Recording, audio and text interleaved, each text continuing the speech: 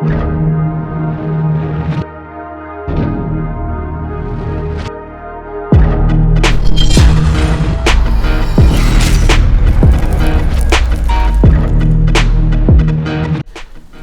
what to do, everybody? Welcome back to the channel. It's a beautiful afternoon. Well, not really. It's actually kind of cloudy. All right, well, I'm super glad to be back in town. I'm so glad I'm from California. When we left Texas, we hit some of that freezing rain that I'm sure you guys saw in the news, and we hit some of the black ice that were on the bridges, and I did not like that. If it never happened again, it'd be too soon.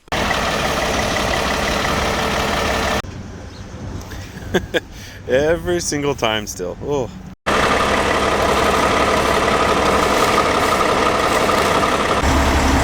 You guys, it is so ridiculously cold out here right now. I've never been anywhere. I mean, we just took a bunch of ice off the window. What is this, the antenna? I mean, look at this. It's got ice all over the side of my truck. But that's not what today's video is about. Today's video is going to be about old Stinky. I know this has been sitting for a while. It's just because we got kind of busy and had other stuff going on, but I finally started working on this truck again. And what's going to be cool about this truck, guys, is anytime I build a truck, I typically don't build it like any normal person would do. No, I'm not trying to downplay like all the custom trucks. I love them. I think they're super cool, but I love old mechanical stuff. And so, you know, don't get me wrong, I have a new truck. I love it. It's comfortable, it drives nice, tows like a beast. But there's something about being able to pull a lot of power out of a mechanical truck without having just basically plugging in computers to them. So we're gonna build this truck up. It's gonna be super beefy. And what I did, before I left for Texas, I took the engine block into a machine shop. So I'm gonna show you guys the block real quick. So I ended up going to a place called Rick's Machine Shop down here in San Diego. I called so many guys that when I told them what I had, they're like, nope, nope, nope, nope, nope, nope. I went through like 5 machine shops that said they wouldn't even touch that kind of stuff.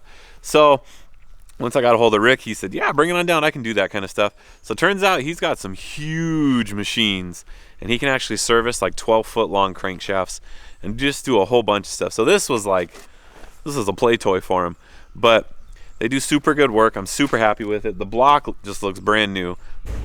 But we got the block out of the first gen. I'm gonna take it into a machine shop right now. They're gonna go ahead and deck it. We're gonna probably bore the cylinders out a little bit, put some oversized pistons in there.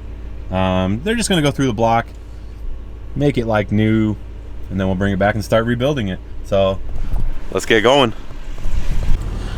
So we are down here at Rick's Machine Shop. Now there's not a whole lot of guys that'll do the machining on these bigger motors, so they're kind of hard to find, but I'm real excited to drop it off. It's gonna be a good day. So let's go ahead and pull in and we'll get this thing unloaded. So we're down here at Rick's Machine Shop. We got Ryan here running the forklift. He just pulled the engine out of the back of my truck. It's sitting over there. I'm pretty sure it's gonna get steam washed right now. Yeah, so what's going on? It's steam cleaned and rinsed. Okay. So from there, I'm not sure what's next. From there, it'll go into the shop. Rick will probably check the bore out on it, make sure it's not, too tapered or anything on it, and then if it's got to get bored or honed from there, we'll figure that out, and then surfacing it'll get put in my small surface grinder, and surface to flat. Okay. Once it's done here, it'll look like a new block. That's what we're going for. So we're gonna be building a rock crawler with it. So I've never really seen diesel-powered rock crawlers. No, I haven't seen too many either.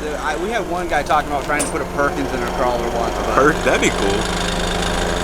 So they got like the raddest truck here. I'm gonna go ahead and show you guys it. I'm seriously contemplating buying this thing. This is a one-of-a-kind truck. So let's go check this out. All right, so here she is. It's another square body. Love the square bodies. But check this out, guys. It's got tandem axles back here. It's got a custom flatbed. Tell the frame's been stretched a little bit. It's got a extra cab sleeper thing on it. It's got 2 bucket seats. Nice.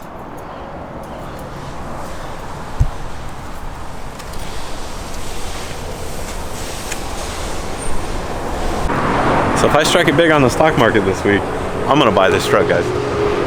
So wish me luck, because this thing is the sweetest truck I think I've ever seen. I mean, this is straight up like Fast and the Furious style. Guys, I love shops like this. I'm always trying to support the local businesses. You know, these guys have been in business for a while, and just pulling up, I saw all the cool stuff that they had on the side of their shop, and I thought, you know what? These guys are getting my business for sure. So I dropped everything off. We're headed back. I do have to bring them some other parts and some ID numbers and stuff like that for them to kind of do what they need to do. I've never dropped a Cummins off at a machine shop before, so this is kind of a new experience for me. So here's my engine block. That's our balancing room. Okay. We've got a balancer room there, like a lathe. We'd also do our welding back there. The rod room. So when an engine comes in here first, where's the first place it goes? The first place it goes is the valve compartment in the very back. Oh, okay. So it gets dropped off with our teardown guy. He cleans it, and then it comes up, and depending on what it is, it either goes in the boring department, valve department, crank department, so on and so forth. Okay. But here's the rod room. I think we also got 2 other lathes, but these are all just core rods and everything that we've got if we need a spare for just about anything and everything you can think of. Okay. But rod on, line on, cat cutter, rod press, rod heaters. Jeez, I didn't know there were so many tools that Yeah. involved rods. Well, it's for some rods have like a free floating piston. Okay. Not piston, wrist pin. Okay. But some of them aren't. They're press fit, so you have to heat the rod to press it in. Okay. So then this way is our boring department. So boring, pulling. We've got all kinds of things. 3208, 350. Those are both Oldsmobiles. Okay. So what's this tool do? So this bores the cylinders. Either for us to put sleeves in or to oversize, and then from here it would go. Well, I'm gonna end up decking this one, but after it gets bored, it usually gets honed, so it's the final size. Oh, okay. So we usually, cut it a few thousandths, small, so we can hone it in so that's the right, pattern. Okay. So, Goodbye. more metals. Horizontal boring machine. Here's our big lathe. Whoa. A lot of times we do that, like chipper drums and stuff like that. That spot that's welded up, that's an old one. It would get chucked up so we can machine it. Oh, okay. And then, So you're talking about like wood chippers? Is that what that is? That's the inside drum for a wood chipper. So inside of a wood chipper, that's where it is. It just has blades and just smash it and it shoots down. Okay. So this is our crank department. So this is our small crank grinder. This is our small crank polisher. This is our big crank grinder. And our big crank polisher. Jeez, these things are huge. Yeah, we can turn 12 or 14 foot crank if we need it. There's some bigger ones. Man, that thing's taller than I am. Well, that's not even the biggest we can turn. This is our wet mag. Mag cranks and all that. So what does this do?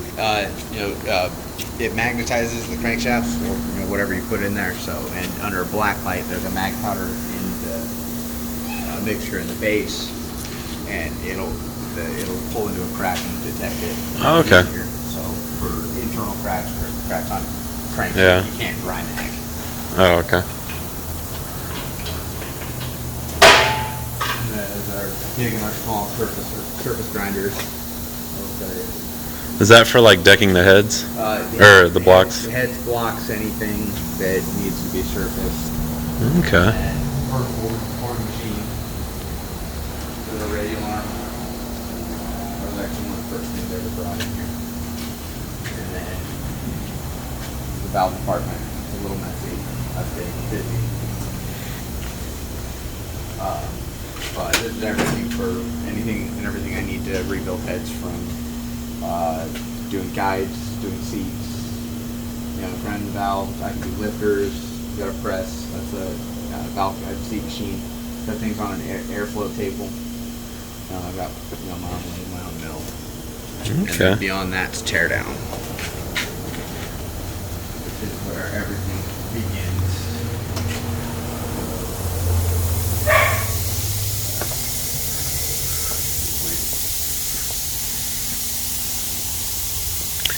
Nice. Things go to die. Oh, looks like an old 5.9 block over there. Probably. We do quite a few of them. We do a lot of the big diesels as well. Yeah. But Man. this is where everything starts, and then it just goes, spreads out from there to their designated department. This is really impressive. Yeah, we've gotten a lot of stuff over the years. He built this place. So, started in '67. Okay. All right. Well, I'd like to give a big thanks to Ryan over here. He gave us a tour of the shop. So he was the one that first met me here when I brought the block a little bit ago. He unloaded it, and we took it back to the tear down for the pressure washer or steam cleaner. Yeah. And from there, it just made its way up that way, and that's where it ended up. And now it's all done. Now I just got to pay for it.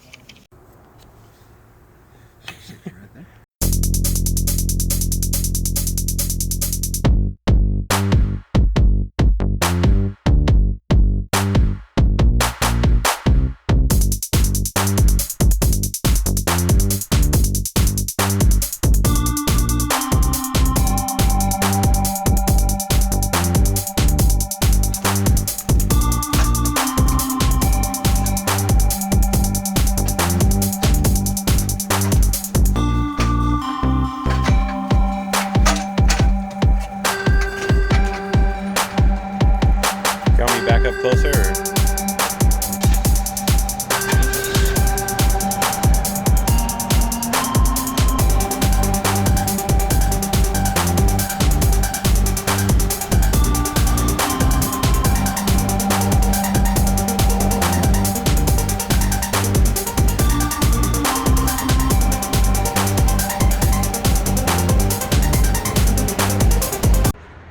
All right, well, I'm all done here. We got the block loaded up. Any of you guys that need any machining on these older engines, it's really hard to find guys that'll actually do it. I went through a whole bunch of people before I found this shop, and every single one of them just told me, we don't do that kind of stuff anymore. So this guy's got a lot of those cool machines that, as you guys saw in the video, he can work on anything. All right, here goes nothing. Please don't break.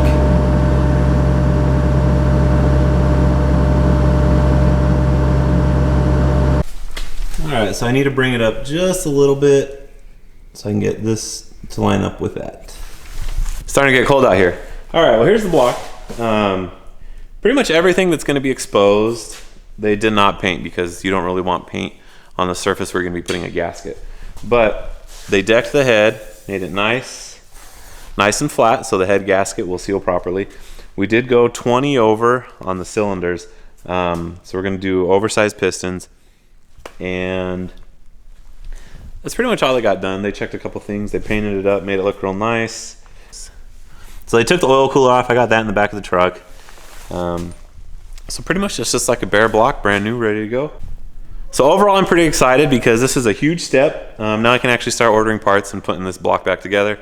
I did not get my shelf system finished over there. In the middle of all this, we had some baby goats and one of them needed some help. So a video in the future, I'll show you guys our baby goats. Those are the stinking cutest animals.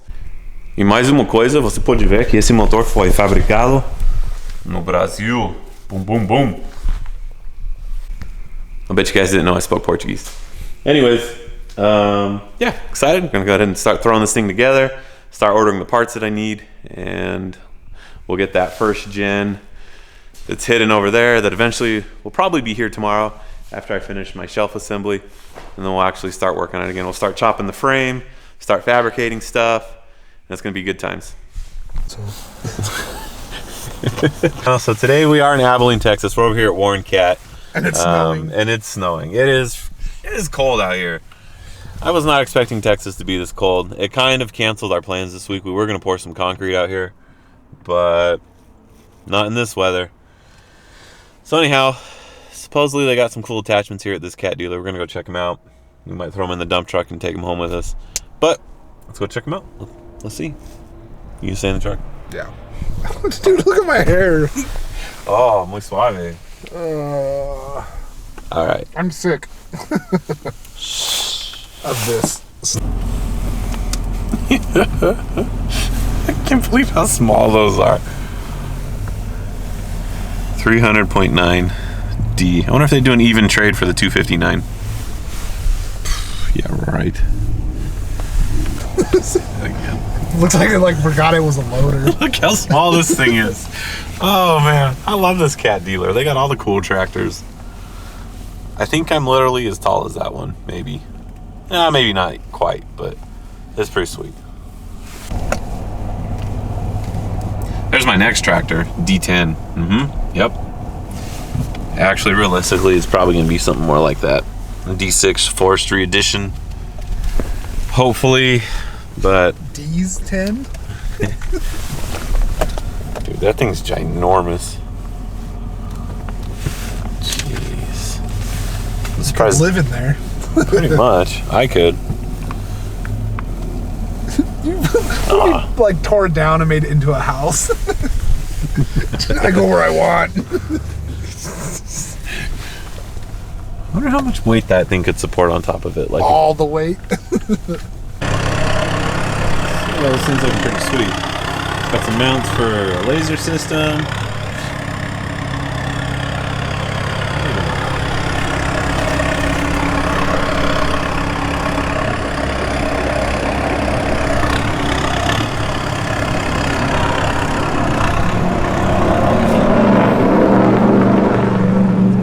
Cat logo over there. Step. Ice on the plugs. Man, it's cold out here. And they're shutting the freeway down because there's like 3 semis up there that just like smashed into one another. I got some Baldinis, water tank, grinder. I already had all this stuff. We took it to Texas, but now we got some space for the sweeper attachment, which shall go right here.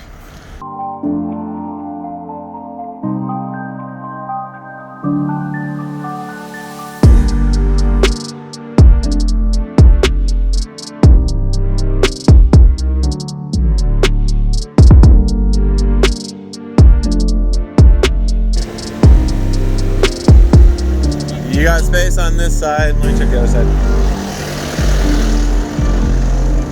Oh. Go that way a little bit.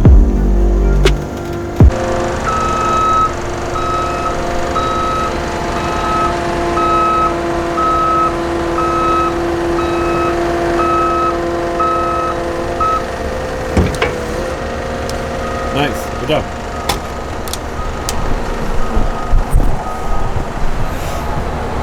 All right, so we had a little bit of a hard time getting this thing loaded up because it's got the hydraulic motor on this side, and then it's got a step on this side. So we had to kind of set it in there and then push it in at an angle. And Andres over here from Warren Cat, he did a great job. Thank you, thank you. He took care of me. We got in and out of here real quick because I'm headed back to California. Yes, sir. Oh, all the way over there? Yeah. This weather? Yeah, dude. Leaving from Abilene this morning, the bridges were just nuts.